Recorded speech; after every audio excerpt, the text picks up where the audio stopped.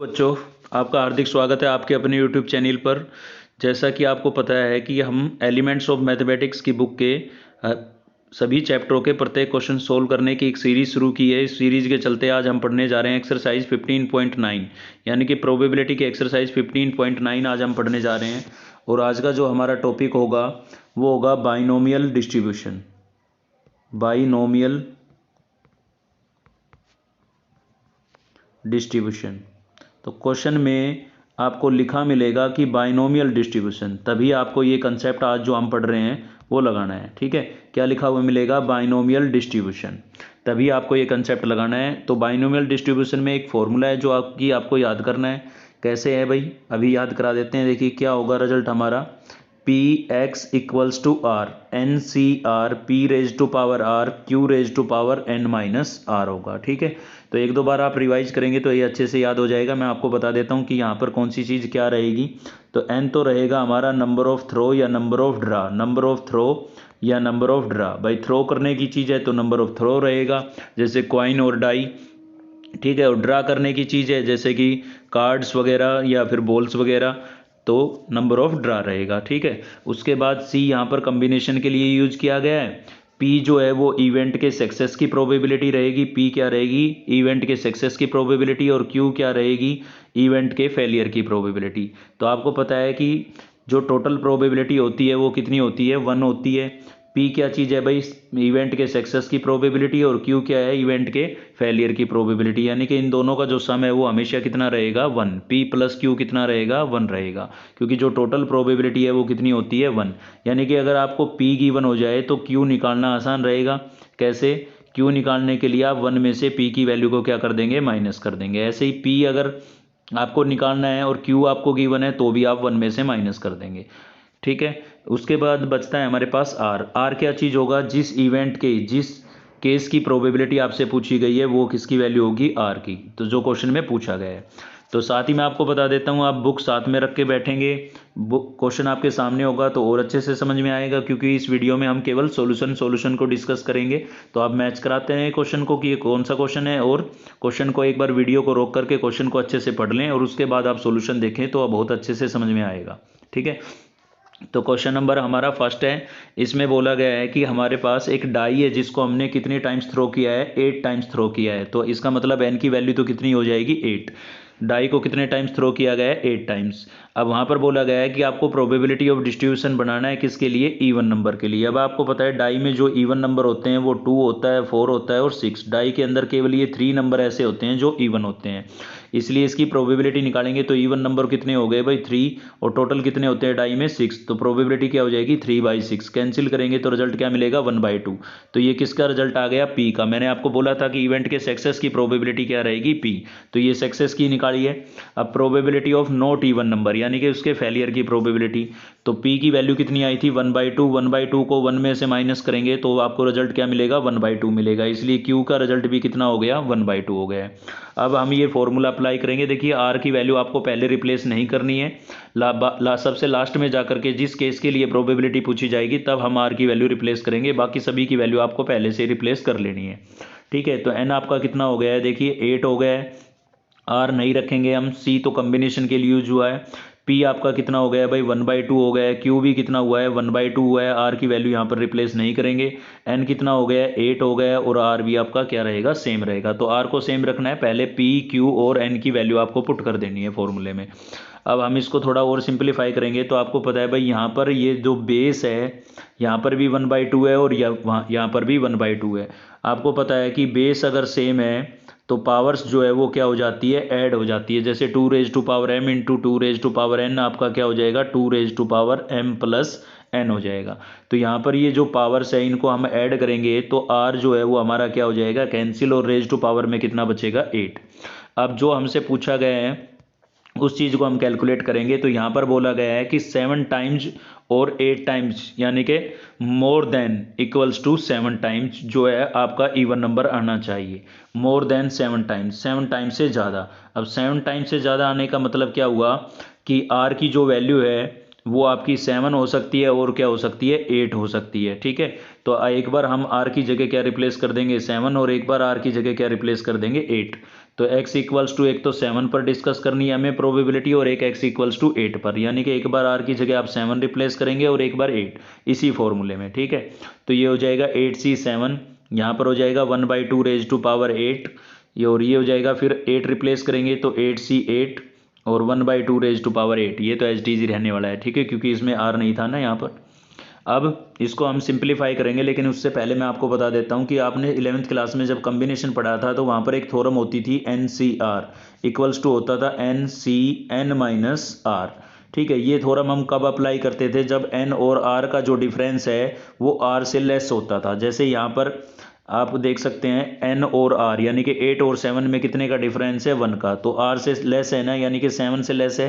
तो ऐसे केस में ये थ्योरम लगाने से क्वेश्चन थोड़ा थोड़ा आपका क्या हो जाता है, सिंपल फॉर्म में चेंज हो जाता है, मतलब इजीली हम उसको सोल्व कर सकते हैं, वरना हमें इसके कितने स्टेप ओपन करने पड़ते, 7 स्टेप ओपन करने पड़ते। तो ये थ्योरम हमने अप्लाई किया है यहाँ पर। 8c7 को हमने कैसे लिख दिया है, 8c8-7।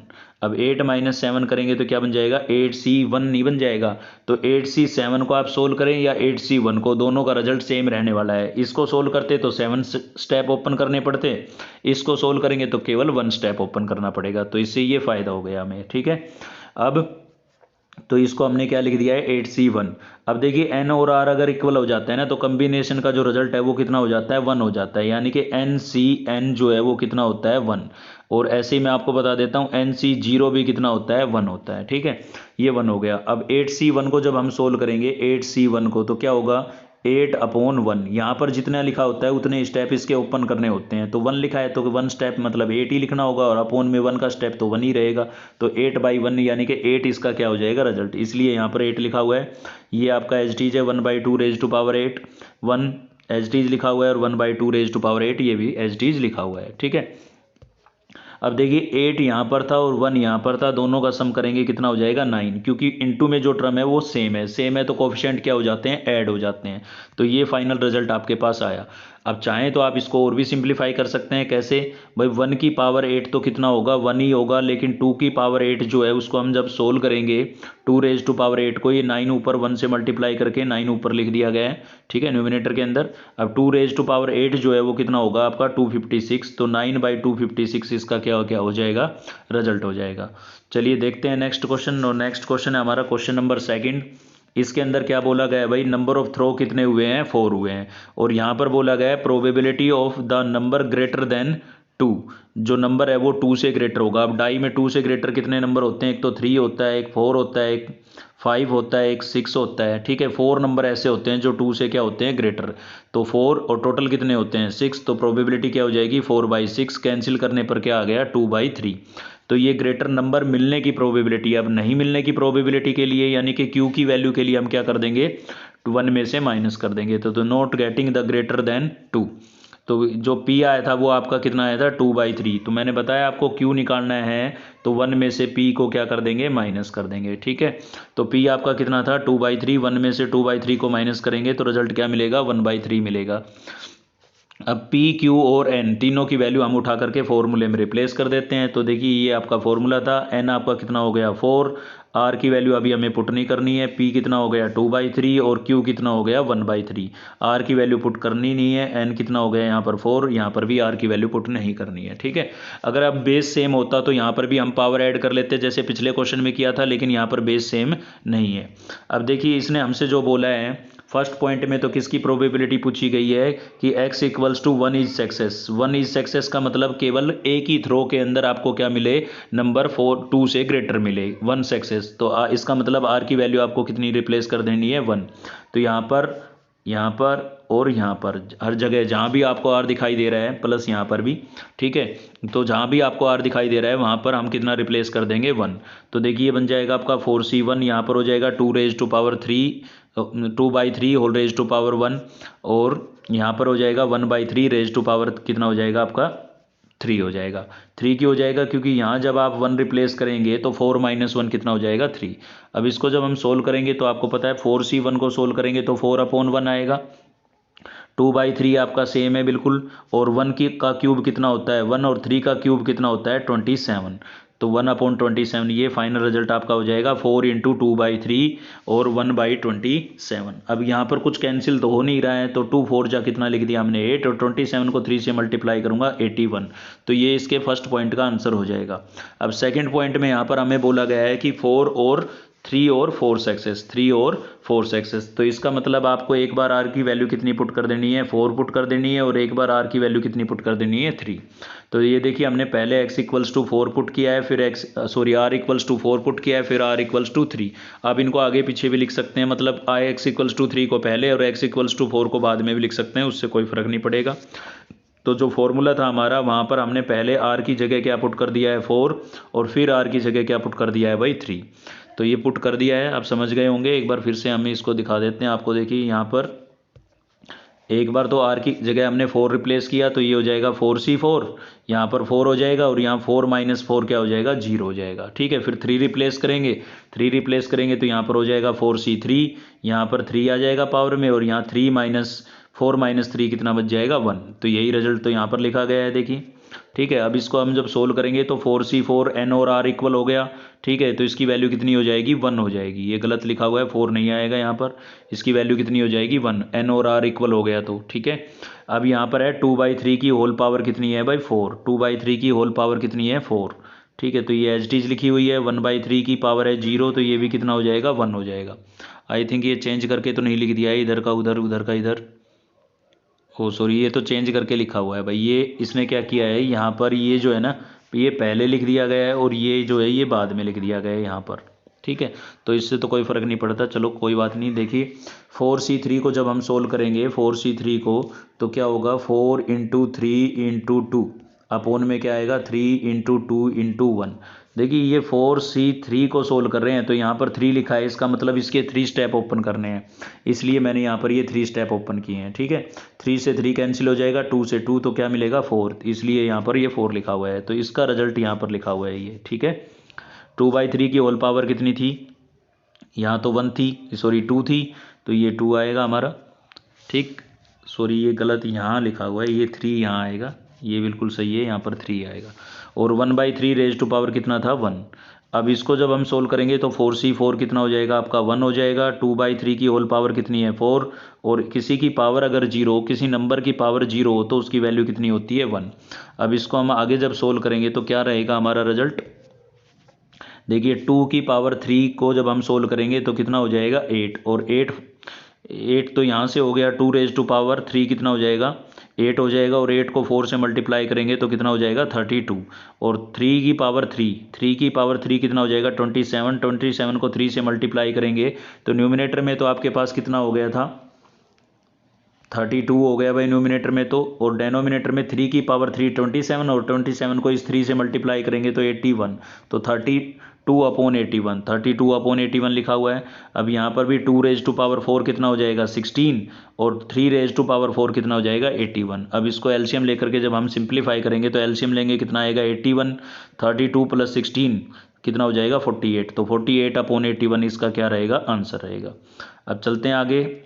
तो प्रोबेबिलिटी ऑफ यहाँ पर पूछा गया था, किसकी प्रोबेबिलिटी पूछी गई थी, <3 की पूछी गई थी। तो हमने क्या किया, देखिए यहाँ पर इसमें बोला गया था कि <3 सक्सेस, मतलब 3 से कम, तो 3 से कम यानी कि 2, 1 और 0 पर निकालनी थी। तो इससे बेटर हमने क्या किया 3 और 4 पर निकाल ली। ठीक है, क्योंकि यहाँ पर 4 थ्रो हुए हैं तो मैक्सिमम तो 4 ही हो सकता है। तो या तो आप 2, 1 और 0 पर कैलकुलेट करते, इन तीनों नंबरों पर कैलकुलेट करते, 2, 1 और 0 पर कैलकुलेट करो या तो, और सभी को प्लस कर लो, या फिर इससे अपोजिट हमने क्या किया है 3 और 4 पर कैलकुलेट किया, और उसके सम को 1 में से क्या कर देंगे माइनस। ठीक है, उसके सम को 1 में से क्या कर दिया माइनस। तो ये जो रिजल्ट आया था ये 3 और 4 के लिए आया था, लेकिन हमें बोला गया था <3 सक्सेस, मतलब हमने उससे अपोजिट काम किया, और 48/81 को हम 1 में से क्या कर देंगे माइनस करेंगे तो 33/81 क्या रहेगा आपका क्वेश्चन है हमारा भाई क्वेश्चन नंबर 3। और क्वेश्चन नंबर 3 में देखिए क्या बोला गया है। क्वेश्चन नंबर 3 के अंदर बोला गया है कि एक डाई के जो थ्रो है वो कितने थ्रो करते हैं, हम 5 थ्रो करते हैं। तो देखिए इस पहली बात तो इस एक्सरसाइज के क्वेश्चनों में आपको लिखा हुआ मिलेगा प्रोबेबिलिटी ऑफ बाइनोमियल डिस्ट्रीब्यूशन। क्या लिखा हुआ मिलेगा? Binomial distribution. या फिर इस एक्सरसाइज के क्वेश्चनों को आप ऐसे भी आइडेंटिफाई कर सकते हैं, पहचान सकते हैं कि इसके अंदर नंबर ऑफ थ्रो जो है ना वो ज़्यादातर ही मिलेंगे, मोर देन 3 मिलेंगे। ठीक है, ज़्यादातर क्या मिलेंगे? More than 3।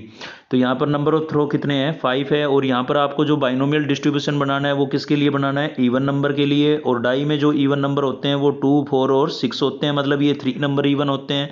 तो प्रोबेबिलिटी क्या हो जाएगी? 3/6 कैंसिल करेंगे 1/2।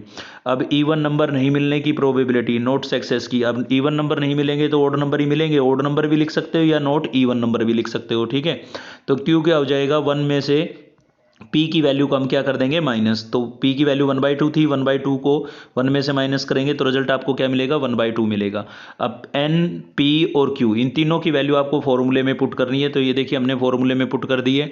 अब हमसे पूछा गया है, हमें प्रोबेबिलिटी किस चीज़ की बतानी है कि जो नंबर ऑफ इवन नंबर है ना वो इवन टाइम्स मिलने चाहिए। ध्यान देना क्या बोला है मैंने कि इवन नंबर जो है डाई के अंदर वो इवन टाइम्स मिलने चाहिए, कि कम से कम जैसे 0 मिले या 2 टाइम्स मिले, मतलब 5 में से 5 में से 2 थ्रो के अंदर आपको क्या मिले? इवन नंबर मिले। या फिर 4 टाइम्स मिले, यानी कि 5 में से 4 जो है वो कैसे मिले? इवन नंबर मिले। ठीक है, तो ये सभी हमें क्या करनी है? डिस्कस करनी है 0, 2 और 4 पर, मतलब जो इवन नंबर है वो इवन नंबर टाइम्स मिलने चाहिए। तो देखिए हम सब पर प्रोबेबिलिटी डिस्कस करते हैं। एक तो हम 0 पर डिस्कस करेंगे, एक 2 पर डिस्कस करेंगे और एक 4 पर डिस्कस करेंगे। ठीक है, ये नहीं आएगा, गलती से लिखा हुआ है। तो एक बार r की वैल्यू हम क्या रखेंगे? 0, फिर रखेंगे 2 और फिर रखेंगे 4।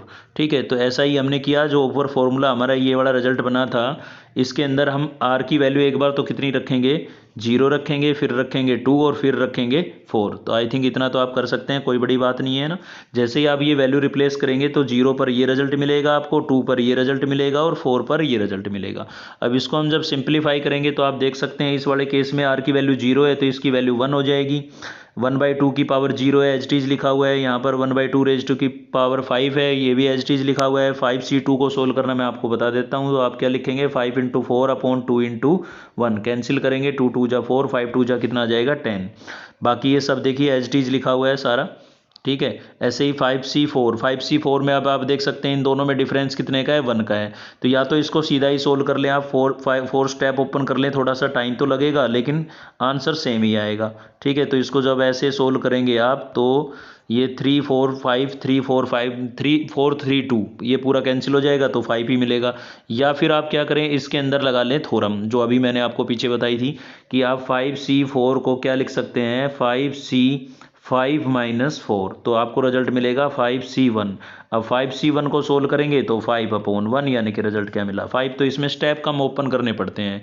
ये थ्योरम आप अप्लाई कब करेंगे? जब n और r का डिफरेंस r से लेस हो। n और r का डिफरेंस किससे लेस हो? r से लेस हो। ठीक है, तो यहाँ से हमें रिजल्ट क्या मिला? 5। तो ये एच डी लिखा हुआ है।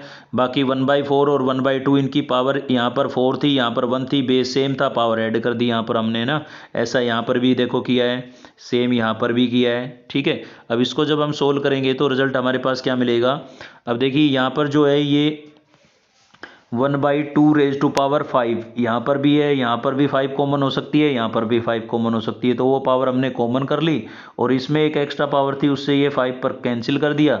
तो 5 और इन सभी को आप ऐड करेंगे तो आपके पास कितना आ जाएगा? 16 आ जाएगा भाई। ठीक है, और 1 की पावर 5 तो 1 ही रहेगा, 2 की पावर 5 कितना? तो भाई इवन नंबर के लिए जो इवन टाइम्स के लिए हमारी प्रोबेबिलिटी होगी इसको जब हम कैंसिल करेंगे तो कितना मिल जाएगा? 1/2। ठीक है, अब इसकी इसी के सेकंड पॉइंट में पूछा गया है ओड टाइम्स, मतलब जैसे कि 1 टाइम्स आपको क्या मिले? किस चीज़ के लिए डिस्कस कर रहे थे हम डिस्कस कर रहे थे, एक मिनट, हम डिस्कस कर रहे थे इवन नंबर के लिए। ठीक है, तो अब इसने बोला है कि even times even number, even times even number मतलब डाई को हमने कितनी बार थ्रो किया था? 5 टाइम्स थ्रो किया था, जिसमें से 0 टाइम आपको इवन नंबर मिले, 2 टाइम और 4 टाइम। तो इसकी प्रोबेबिलिटी तो हमारी ये 1/2 आई। अब वो पूछ रहा है, सॉरी यहाँ पर नहीं, ये वाला 1/2। ठीक है, ये वाला 1/2 आई। अब वो पूछ रहा है कि ओड टाइम्स मतलब 1 टाइम, 3 टाइम या 5 टाइम। तो इनकी निकालने के लिए, ओड नंबर की निकालने के लिए, या तो ये पूरा प्रोसीजर हम दोबारा से लगाएं, या फिर इससे बेटर ये रहेगा कि इवन नंबर की जो प्रोबेबिलिटी आई है उसी को आप 1 में से माइनस कर दो, क्योंकि इवन नंबर नहीं मिलेंगे तो ओड नंबर मिलेंगे। तो ऐसा ही हमने किया, 1 में से 1/2 को आप माइनस करेंगे तो रिजल्ट आपके पास क्या हो जाएगा, 1/2 हो जाएगा। चलिए देखते हैं नेक्स्ट क्वेश्चन। नेक्स्ट है भाई हमारा क्वेश्चन नंबर 5, और क्वेश्चन नंबर 5 में क्या बोला है, क्वेश्चन नंबर 4 जो है ना वो बिल्कुल आपका क्वेश्चन नंबर 2 की तरह है, तो आप खुद से ट्राई करें। तो यहाँ पर 5 में क्या बोला गया है कि नंबर ऑफ थ्रो जो है वो कितने हुए हैं, 4 हुए हैं, ठीक है, नंबर ऑफ थ्रो। और क्या बोला गया है भाई, डबलेट के लिए बोला गया है। अब यहाँ पर जो डाई है ना उनका पेयर थ्रो किया गया है। अब पेयर थ्रो किया गया है तो डबलेट में क्या क्या होता है आपको पता है, 1 1 क्या होगा, 1 1 2 2 3 3, ठीक है, 4 4 5 5 और 6 6। ये क्या होते हैं, डबलेट। मतलब सेम नंबरों का जो ये पेयर होता है ना, इन्हीं को हम क्या बोलते हैं, डबलेट बोलते हैं। तो कितने डबलेट हो गए, 6 डबलेट हो गए।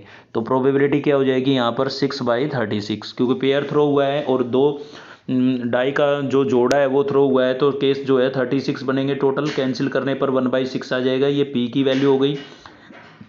नोट डबलेट के लिए, नोट डबलेट मतलब क्यू की वैल्यू के लिए, तो 1/6 को या 1 में से माइनस कर देंगे तो रिजल्ट क्या मिलेगा, 5/6। अब इन दोनों की, तीनों की, बल्कि एन, पी और क्यू तीनों की वैल्यू हमने किस में पुट कर ली है, फॉर्मूले में। तो ये हमने क्या बना लिया है, बाइनोमियल डिस्ट्रीब्यूशन बना लिया है। अब यहाँ पर इसने बोला है कि एग्जैक्टली 2 सक्सेस, मतलब कम से कम आपको, एग्जैक्टली 2 सक्सेस की, यानी कि केवल 2 टाइम्स आपको क्या मिले, डबलेट मिले। यानी कि आर की वैल्यू आपको कितनी पुट कर देनी है यहाँ पर, 2। तो देखिए ये हो जाएगा आपका 4C2, यहाँ पर भी हमने 2 पुट कर दिया है और यहाँ पर भी 2 पुट कर दिया है। इसको जब हम सोल्व करेंगे थोड़ा और, तो यहाँ पर क्या होगा, 4C2 को आप सोल्व करेंगे तो 4 × 3 × 2 × 1 हो जाएगा। ये एज इट इज लिखा हुआ है, 4 - 2 करेंगे तो 2 बचेगा। तो इसको अब हम थोड़ा और सोल्व करेंगे तो क्या रहेगा भाई, 2 × 3, तो क्या हो गया, ये 6 हो गया है। 1/6 रेज टू पावर 1/2 सेम लिखा हुआ है, ये भी सेम लिखा हुआ है। अब इसको थोड़ा और सोल्व करेंगे तो देखिए 6 एज इट इज है, 1/6 की पावर यहाँ पर 2 है, तो क्या हो जाएगा, 1 का स्क्वायर 1 और 6 का स्क्वायर 36 हो जाएगा। 5/6 की पावर भी 2 है, तो 5 का स्क्वायर कितना हो जाएगा, 25, और 6 का स्क्वायर कितना हो जाएगा, 36। अब इसको जब हम कैंसिल करेंगे, 6 6 1 जा 6, 6 6 जा 36, तो 25/216 जो है वो आपका इस पॉइंट का आंसर हो जाएगा। अब इसी के सेकंड पॉइंट में भी पूछा गया है हमसे, क्या बोला गया है, एटलीस्ट 2 सक्सेस, एटलीस्ट 2 सक्सेस, कम से कम 2 सक्सेस हो, यानी कि 2, 2 3 4 और 5, इन सभी पर हमें प्रोबेबिलिटी निकालनी पड़ेगी। अब देखिए बचा क्या है, केवल 0 और 1 बचा है। तो या तो आप इन 4 पर प्रोबेबिलिटी निकालें और सभी का सम कर लें, या उससे बेटर ये रहेगा कि 0 और 1 पर आप प्रोबेबिलिटी निकालें और 1 में से क्या कर लें, माइनस। पूछा तो हमसे ये गया है, लेकिन हम अपोजिट काम करेंगे, हम 0 और 1 पर प्रोबेबिलिटी ड्रा करेंगे और 1 में से उसको क्या कर देंगे, माइनस कर देंगे भाई, ठीक है। तो देखिए आई थिंक इसको आगे हमने सोल्व करना हम भूल गए, तो आप खुद से ट्राई कर लें, इसमें कोई दिक्कत नहीं है। आपको एक बार आर की वैल्यू क्या रखनी है, 0 रखनी है, और आर की वैल्यू क्या रखनी है, 1। अब इनकी जो प्रोबेबिलिटी आए उन दोनों का सम कर लेना और उसको 1 में से क्या कर देना, माइनस। जो भी आए उसको 1 में से माइनस कर देना, तो वो 2 सक्सेस की हो जाएगी, ठीक है। क्योंकि इसने बोला है एटलीस्ट 2 सक्सेस, यानी कि 2 भी हो सकता है, 3 भी हो सकता है, 4 भी हो सकता है और 5 भी। इन चारों पर निकालने के बजाय 0 और 1 पर निकाल के 1 में से हम क्या कर देंगे, माइनस कर देंगे। तो केवल आपको फॉर्मूले में 0 और 1 पुट करना है, ठीक है। चलिए देख रहे हैं हम, नेक्स्ट क्वेश्चन है हमारा क्वेश्चन नंबर 6। तो यहाँ पर जो नंबर ऑफ थ्रो हैं हमारे वो कितने हुए हैं, यहाँ पर नंबर ऑफ ड्रा की बात हो रही है, क्योंकि भाई कार्ड्स जो है वो निकाले जाते हैं, थ्रो नहीं किए जाते हैं, ठीक है। तो नंबर ऑफ ड्रा जो है वो हमारे पास कितने हैं, 5 ड्रा हैं। तो 5 कार्ड्स निकाले गए हैं, और कैसे कार्ड हैं, स्पेड कार्ड। अब आपको पता है स्पेड कार्ड कितने होते हैं, 13, और टोटल कितने होते हैं, 52। तो 13/52 कैंसिल करेंगे, 1/4 पी की वैल्यू हो गई। अब इसको 1 में से माइनस करेंगे, 1/4 को 1 में से माइनस करेंगे तो क्या मिल जाएगा, 3/4। ये किसकी वैल्यू हो गई, क्यू की। एन की वैल्यू हो गई 5, पी की हो गई 1/4 और क्यू की क्या हो गई, 3/4। तो इसको हमने फॉर्मूले में पुट कर लिया है, ये आपका रिजल्ट बन गया है। अब यहाँ पर बोला गया है 0 सक्सेस, किसके लिए पूछा गया है, 0 सक्सेस, यानी कि आर की वैल्यू हमें कितनी पुट कर देनी है, 0 पुट कर देनी है। तो देखिए जहाँ भी आर था वहाँ पर हमने 0 पुट कर दिया है। अब 5C0 भी क्या होगा, 1। आर अगर 0 होता है तो भी वैल्यू 1 होती है, मैंने आपको बताया था। एन कितना होता है, 1 होता है, और NC0 भी कितना होता है, 1 होता है, ठीक है। तो 5C0 कितना हो जाएगा, 1 हो जाएगा। 1/4 रेज टू पावर 0 है, ये भी 1 हो जाएगा। 5 रेज टू पावर क्या है 5, इसको सोल्व करेंगे 3 को 5 टाइम्स मल्टीप्लाई करेंगे 243 हो जाएगा, और 4 को 5 टाइम्स मल्टीप्लाई करेंगे तो क्या आ जाएगा 1024 हो जाएगा। ठीक है, तब बढ़ते हैं नेक्स्ट क्वेश्चन पर। नेक्स्ट है हमारा क्वेश्चन नंबर 7, और क्वेश्चन नंबर 7 में क्या बोला है, तो देखिए क्वेश्चन नंबर 7 के अंदर बोला गया है कि 10 पीपल्स है, नंबर ऑफ पीपल्स कितने हैं 10। अब उनमें से 90% जो है वो क्या है राइट हैंडेड है। राइट हैंडेड मतलब कोई भी काम जो है वो राइट हैंड से करते हैं। तो 90%, अब 90% की प्रोबेबिलिटी निकालेंगे, परसेंट है भाई, परसेंट हटाने के लिए अपोन में क्या लिखेंगे 100 लिखेंगे, तो 0 से 0 कैंसिल हो गई, यानी कि 9/10 आ गई है। ठीक है, तो P की जो वैल्यू है वो आपके पास कितनी हो जाएगी 9/10। अब Q की वैल्यू निकालने के लिए उसको 1 में से माइनस कर दें, या फिर आपको पता है 90% था ना, तो कितना परसेंट बचा 10%, तो ये आपका Q हो जाएगा। ऐसे भी कर सकते हैं, या फिर 1/9 को 1 में से क्या कर लें माइनस, तो कितना आ जाएगा आपका ये, सॉरी 1/10 को 9/10 को आप क्या कर ले 1 में से माइनस, तो कितना आ जाएगा 1/10 आ जाएगा। तो बात वहीं आनी है। ठीक है, 10% निकाल लें या फिर 1 में से 9/10 को माइनस कर लें, तो ये आपके किसकी वैल्यू हो जाएगी Q की वैल्यू हो जाएगी। तीनों की वैल्यू NPQ, तीनों की वैल्यू हमने फॉर्मूले में पुट कर ली है। अब वहाँ पर बोला गया है हमें कि किसके लिए हमें प्रोबेबिलिटी निकालनी है, यहाँ पर उसने बोला है कि एटलीस्ट 7, कम से कम जो है 7 लोग ऐसे हों जो कैसे हों राइट हैंडेड हो, कैसे हों राइट हैंडेड। तो एटलीस्ट 7 बोला है, कम से कम 7, यानी कि 8 बंदे भी हो सकते हैं, 9 भी हो सकते हैं और 10 भी हो सकते हैं। तो इन सभी पर हमें प्रोबेबिलिटी डिस्कस करनी होगी। तो सबसे पहले तो हम R इक्वल्स टू कितना पुट कर देंगे, यहाँ पर 7 पुट कर देंगे R की जगह इसी फॉर्मूले में। ठीक है, फिर 8 पुट कर देंगे, फिर 9 पुट कर देंगे, फिर 10। तो रिजल्ट जो बनेगा वो आपके पास कुछ ऐसा बनेगा। आप पुट करके देखें R की वैल्यू। ठीक है, अब इनको सोल्व करना तो आप समझ ही गए होंगे, कॉम्बिनेशन को कैसे सोल्व करेंगे। या तो आप इसके 7 स्टेप ओपन करें, या फिर यहाँ पर थ्योरम लगा के इसको आप क्या लिख सकते हैं 10C3 लिख सकते हैं, जो अभी मैंने आपको पिछले 2-3 क्वेश्चनों में भी ये थ्योरम बताई है। ठीक है, और पावर्स वगैरह को भी सिंप्लीफाई कर सकते हैं। 10C8 को क्या लिख देंगे आप 10C2, वो थ्योरम यूज करके। 10C9 को क्या लिख देंगे 10C1, और 10C10 तो आपका 1 ही हो जाएगा। ठीक है, बाकी पावर्स वगैरह को तो आप सिंप्लीफाई कर सकते हैं, कोई बड़ी बात नहीं है। तो इसको जब आप सोल्व करेंगे तो फाइनल आंसर आ जाएगा आपका। ठीक है, नेक्स्ट हम देख रहे हैं क्वेश्चन नंबर 8 है हमारा, और क्वेश्चन 8 में नंबर ऑफ ट्रायल्स जो है वो कितनी बोली गई है 6। ठीक है, कोई मार्क्समैन वगैरह होगा इस क्वेश्चन में, मेरे पास बुक अवेलेबल नहीं है, आप देख लें क्या चीज़ है ये। तो इसमें कितनी ट्रायल्स करनी है 6 ट्रायल्स करनी है, यानी कि n की वैल्यू 6 हो गई। और प्रोबेबिलिटी ऑफ सक्सेस की प्रोबेबिलिटी, अब मान लीजिए कोई बंदा 3 टाइम्स ट्राई करता है और 2 बार उसका निशाना लग जाए, तो प्रोबेबिलिटी क्या हो जाएगी 2/3 नहीं हो जाएगी। तो यहाँ पर प्रोबेबिलिटी क्या हो गई P की वैल्यू हो जाएगी 2/3। अब 2/3 को आप 1 में से माइनस करेंगे तो रिजल्ट मिलेगा आपको 1/3, यानी कि Q की वैल्यू क्या हो गई 1/3। तीनों की वैल्यू हमने किस में पुट कर ली है फॉर्मूले में। अब उसने बोला है कि एटलीस्ट 4 टाइम जो है वो आपका सक्सेस होना चाहिए, यानी कि कम से कम 4, तो 4, 5 और 6। ठीक है, इन सभी पर आप क्या करेंगे प्रोबेबिलिटी निकालेंगे, यानी कि फॉर्मूले में एक बार आप 4 पुट करेंगे, फिर 5 पुट करेंगे, फिर 6, इसी फॉर्मूले में। ठीक है, तो ऐसा ही हमने किया, एक बार 4 पुट किया है, एक बार 5 पुट किया है और एक बार 6 पुट किया है। सोल्व तो आप कर सकते हैं, कोई बड़ी बात नहीं है। ठीक है ना, इसको आप सिंप्लीफाई कर लें और फाइनल जो है वो आपका आंसर आ जाएगा। इन बातों ये जो है मैं आपको पहले कई बार बता चुका हूँ। अब देखते हैं हम आज के लिए, ये लास्ट क्वेश्चन है। यहाँ पर भी ये कोई मैन है, ठीक है, जो क्या कर रहा है किसी टारगेट पर निशाना लगा रहा है। तो जो टारगेट पर है निशाना लगेगा उसकी प्रोबेबिलिटी आपको ये गिवन है क्वेश्चन के अंदर 1/4। तो Q की वैल्यू क्या हो जाएगी 1 में से इसको माइनस करेंगे 3/4 हो जाएगी। और कितने बंदे हैं भाई, यानी कि ट्राई कितनी बार करता है वो 7 टाइम्स ट्राई करता है। ठीक है, तो सभी की वैल्यू NPQ की वैल्यू आप फॉर्मूले में पुट कर देंगे। और यहाँ पर जो बोला गया है, यहाँ पर बोला गया है कि मोर देन 2 या एटमोस्ट 2 आपको बुक में लिखा हुआ मिलेगा, यानी कि 2 या 2 से ज़्यादा। ठीक है, एटलीस्ट 2 लिखा हुआ मिलेगा। क्या लिखा हुआ मिलेगा एटलीस्ट 2, कम से कम 2। तो कम से कम 2 यानी कि 2 भी हो सकता है, 4 भी हो सकता है, 5 भी हो सकता है, 6 भी हो सकता है और 7 भी हो सकता है। तो इन सभी पर निकालने की बजाय बचा क्या, बचा है 0 और 1। क्या बचा है 0 और 1, तो हम इन पर निकाल के उसको 1 में से माइनस कर देते हैं, ये ज़्यादा बेटर रहेगा। क्योंकि 5 रिजल्ट को सोल्व करने के बजाय 2 रिजल्ट को सोल्व करना ईजी रहेगा ना। तो यही किया है हमने। देखिए 0 पर हम कैलकुलेट करेंगे, 1 पर कैलकुलेट करेंगे और इन दोनों के सम को 1 में से क्या कर देंगे माइनस। तो ऐसा ही करने वाले हैं। एक बार हमने R की वैल्यू क्या पुट कर ली है 0 पुट कर ली है, फिर क्या पुट कर लिए, 1 पुट कर लिया। अब इसको जब हम सोल्व करेंगे तो हमारे पास जो फाइनल रिजल्ट आएगा वो ये आएगा, इसको 1 में से माइनस कर देंगे तो आपके पास ये आ जाएगा। ठीक है, तो जो कंसेप्ट वो मैंने आपको बता दिया है, ऐड सब्ट्रैक्ट मल्टीप्लाई डिवाइड वगैरह तो सभी को आता है नहीं। ठीक है, तो आज के लिए केवल इतना ही था। नेक्स्ट वीडियो में मिलते हैं। अगर आपको वीडियो अच्छी लगी तो लाइक करें, चैनल को सब्सक्राइब कर लें, साथ ही बेल आइकन दबा लें ताकि नेक्स्ट वीडियो का नोटिफिकेशन आपको मिलता रहे। थैंक यू, मिलते हैं नेक्स्ट वीडियो में।